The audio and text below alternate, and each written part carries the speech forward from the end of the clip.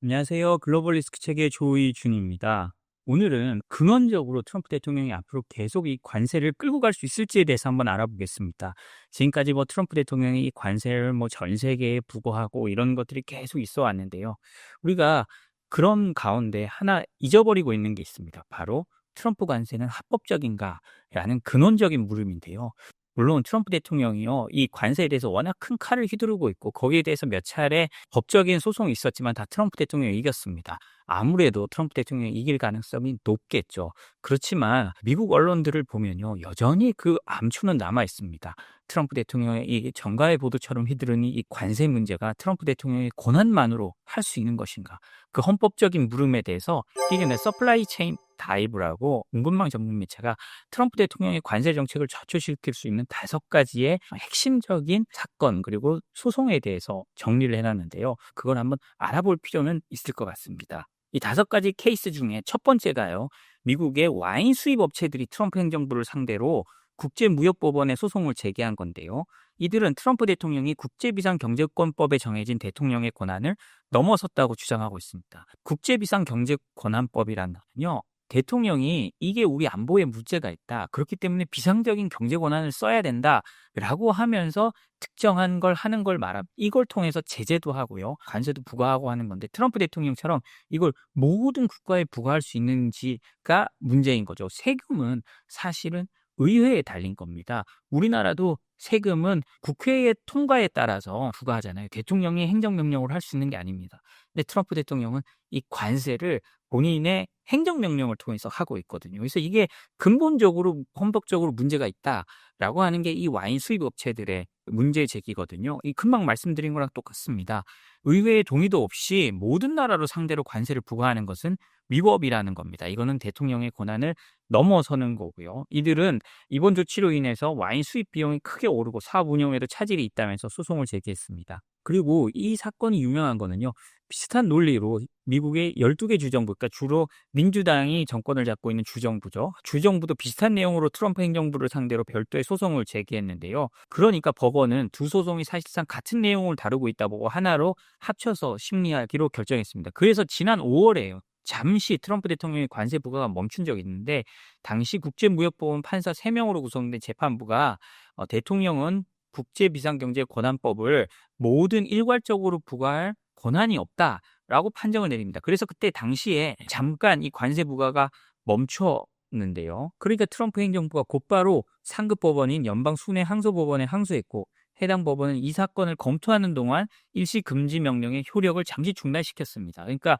아니 그게 아니고 행정부가 할 대로는 해야 되는데 우리가 이 문제를 볼게, 그러니까 일단 중단시킨 건 풀어줬지만 아직 이 사건이 끝난 게 아니랍니다. 그리고 지난 7월 31일에 연방 순회 항소법원에 소속된 모든 판사 11명이 참석하는 전원 합의체 심리가 열렸는데요. 이때는 서로 이제 자신들의 의견을 그냥 처음으로 제시하는 항소 심이 열린 거고요. 그래서 일단은 들어본 겁니다. 근데요, 이게 전원 합의체가 됐다는 건 미국 법원에서도, 그리고 미국 언론이나 전 세계가 이 판결이 어떻게 나는지를 한번 지켜보고 있는 겁니다. 물론 지금까지 항소법원에서 트럼프 대통령의 관세를 중단시키지 않은 걸 보면 어느 정도 이건 대통령의 권한으로 할 수 있다라고 판단하는 것 같지만요. 그렇지만 전원 합의체는 또 다릅니다. 전원 합의체에서 어떤 결론이 내릴지는 한번 지켜봐야 될 것 같습니다. 두 번째 회사도요, 그 미국의 러닝 리소스와 핸드 투 마이크라는 교육용 제품을 만드는 중소기업 2곳이 트럼프 행정부를 상대로 소송을 냈습니다.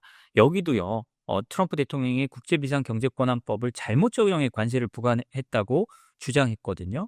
그래서 워싱턴 DC 연방지방법원은 지난 5월 29일 일단 이 기업들의 편을 들어줬습니다. 그래서 트럼프 행정부가 이 두 회사에게 관세를 걷는 것을 잠시 멈추라는 예비금지 명령을 내렸는데요.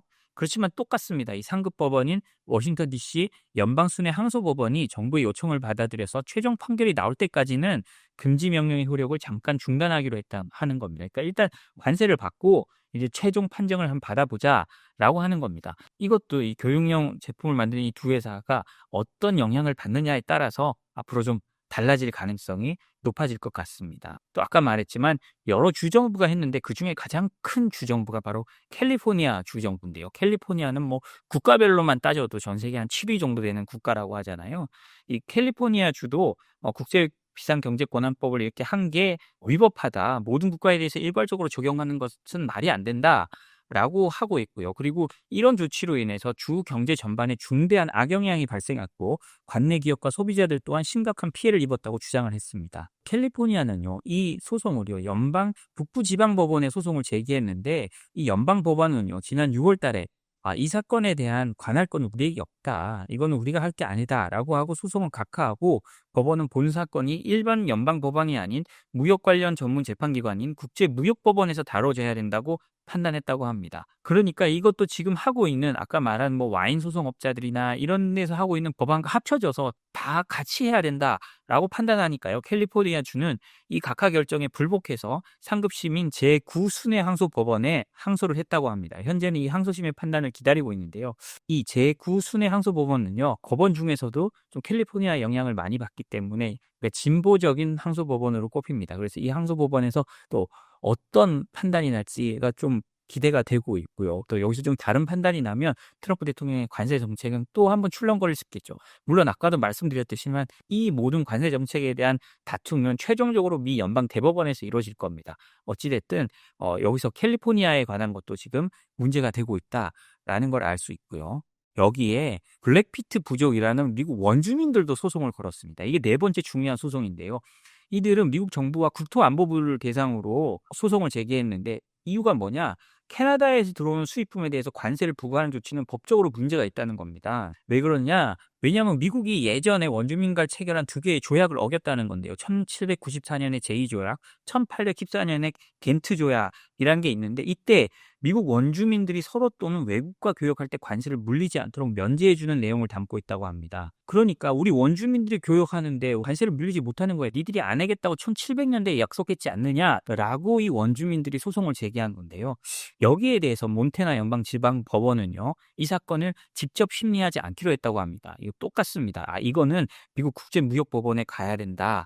라고 했다는 거거든요. 이에 원고들은, 그러니까 원주민들은요, 판결을 다시 검토해달라고 상급 법원인 제9순회 항소법원에 항소했는데 이 항소는 기각됐다고 하고요. 결국 이 사건도 국제무역법원으로 이관돼서 원고들이 다시 한번 다투고 있다고 합니다. 이렇듯 원주민들까지도 트럼프 대통령의 그 관세의 반기를 들고 있는 건데요. 그래서 이런 판결들이 어떻게 날지 저희가 잘 지켜봐야 되는 게 지금 여러 가지가 있는 겁니다. 그리고요, 미국 미시간주에 본사를 둔 자동차 부품 유통업체 엑스로그 디어본이라는 회사가 있는데요. 이 회사는 트럼프 대통령의 상대로 국제무역법원에 소송을 제기했습니다. 소송은 먼저 뭐냐? 트럼프 대통령이 시행한 $800 미만 소액 물품 관세 면제 제도의 폐지에 대해서 이거는 문제가 있다. 이거는 트럼프 대통령이 함부로 폐지할 수 있는 게 아니다. 라고 한 겁니다. 왜냐하면 이 조치가 행정명령으로 이루어졌기 때문이고요. 이 디미니미스, 그러니까 소액물품 관세 면제 제도는 법률이 되어 있는 건데 어떻게 행정명령으로 이걸 없애느냐라고 하는 겁니다. 그러니까 여기에 대해서 연방정부는요, 아니다. 국제비상경제권한법이란 게 있지 않느냐. 그 관세를 부과하는 그 법률입니다.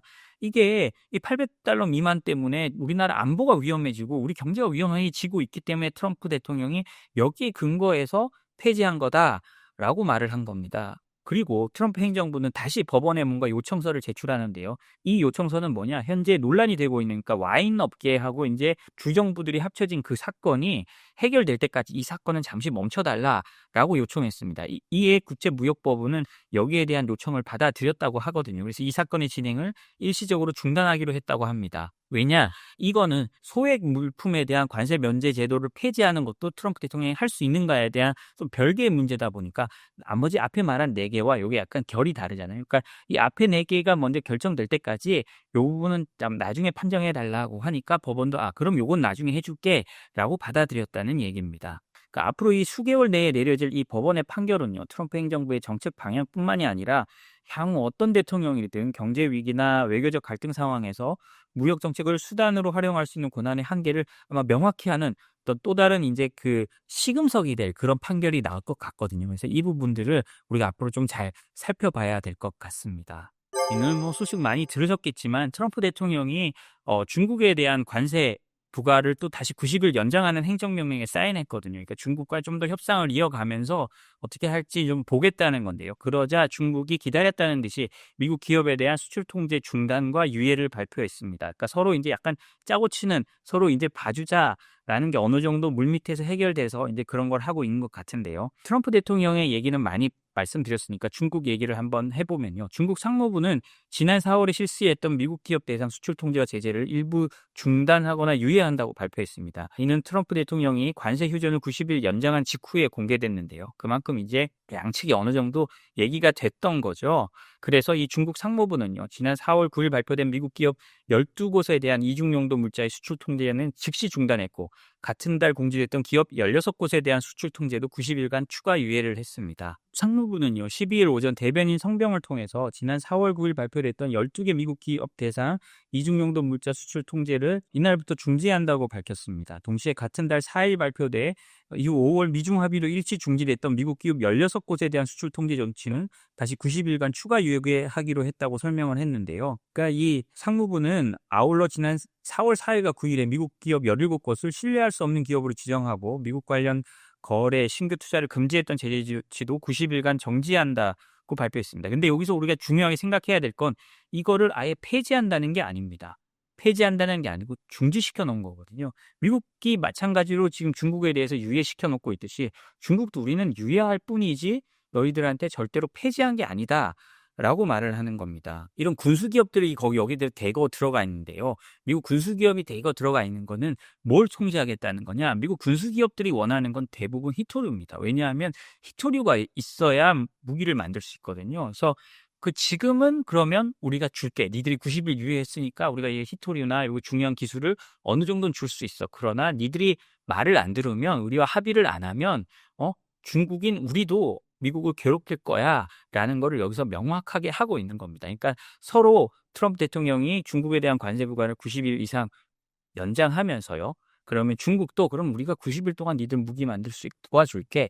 그렇지만 니들이 우리와 합의를 안 하면 너희들도 앞으로 무기를 만들기 힘들어질 거야 라는 걸 중국이 또 은연중에 강조하고 있다고 보면 되겠습니다. 다음 소식은요. 러시아 국영 방산회사가 중국을 통해서 독일 지멘스 장비를 몰래 들여왔다는 건데요.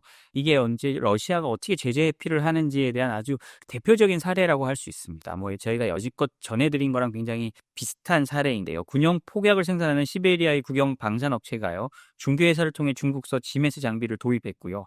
지멘스는 서방 제재를 우린 준수하고 있다라고 하는 거고요. 중국 기업은 근데 지멘스가 최종 사용자 확인 잘 안 하더라라고 오히려 지멘스 쪽으로 책임을 돌리고 있는 그런 모습입니다. 폭약을 제조하는 러시아 국영 방산업체가요. 서방 제재로 수입이 금지된 독일 지멘스 장비를 중국을 통해 우회 조달한 정황이 확인됐다고 로이터 통신이 보도됐는데요. 이 방산업체는 러시아 중개업체를 통해서 지멘스의 자동화 장비를 구매했다고 합니다. 그러니까 중국 기업에서 공급돼 러시아로 반입된 건데요. 이와 관련해 지멘스는 우리 일부 장비가 우리가 모르게 유입됐다라고 했는데요. 근데 중국 기업들은 지멘스가 최종 사용자를 확인하지 않았다라고 밝혔습니다. 이게 만약에요. 진짜 문제가 된다면 특히 미국이나 유럽으로부터 굉장한 벌금을 받을 수 있습니다. 모든 게 KYC라고 하죠. Know Your Customer. 그러니까 고객 확인이 모든 것의 근본인데요. 출발입니다. 이게 제대로 안 됐다는 거니까 이게 안 되면 대대적인 벌금을 받을 수 있거든요. 그래서 지멘스는 아마 지금 상당히 떨고 있을 것 같습니다. 시베리아 남부 비스크에 위치한 국영 폭약 제조업체인 비스크 올레온 공장에 중국을 경우에 필요한 장비들을 특히 지멘스에 들어온 자동화 장비들을 가져왔다고 하는데요. 이 회사는요, 폭약을 생산하기도 하고 그다음에 군 납품용 제품을 주로 제조하고 있습니다. 특히 이제 러시아가 폭약기 생산 좀 부족하다고 하는데 이 회사가 가장 중요한 역할을 맡고 있다고 하는데요. 이 지멘스의 장비가 어떻게 들어왔는지 보니까 중국 광둥성의 산업장비 거래업체인 후이조 펀텍이란 데서 수입한 걸로 나타났다고 합니다.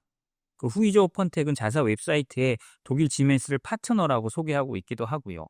그래서 이게 지멘스가 가져간 게 거의 명확하게 드러났는데요. 이와 관련해 지멘스는 금방 말씀드렸듯이 자사의 장비가 러시아 군수업체로 들어간 걸 몰랐다고 설명했고요. 그 중간에 이제 연결된 업체들은 다 입을 닫았는데 중국의 이 관련된 업무를 하는 뉴소스 오토메이션이라는 회사의 라이언 우라고 밝힌 사람은요. 그리고 이 뉴소스 오토메이션에서 이 사람이 관련된 사람인 것 같은데요. 이 사람은 지멘스 제품을 필요한 만큼 확보할 수 있다고 하면서 지멘스 측이 최종 사용자를 확인하지 않고 있다라고 밝혔습니다. 그러니까 지멘스도 그냥 중국에 팔면서 어디로 들어갈지 뭐 예측은 하지만 자신들의 매출을 올리기 위해서 깊이 알아보고 있지 않다는 거죠. 이거는요, 특히 EU 제재에 정말 직접적으로 문제가 되고 있는 건데요. 이 부분을 좀 저희가 잘 살펴봐야 되는 게, 왜냐하면 EU가 지난 12월에 처음으로 중국 기업을 러시아 방산업계 장비를 공급한 혐의로 제재를 했고요. 지난달에도 중국 홍콩 업체 7곳을 추가로 제재했기 때문입니다. 그래서 줄줄이 하다 보면 여기에 대해서 지멘스가 좀 어마어마한 벌금을 받을 수도 있는 상황이 될 것 같습니다. 네, 저희가 오늘 준비한 소식은 여기까지입니다. 저희 소식이 도움이 되셨다면 구독과 좋아요, 알림 설정 부탁드립니다. 감사합니다.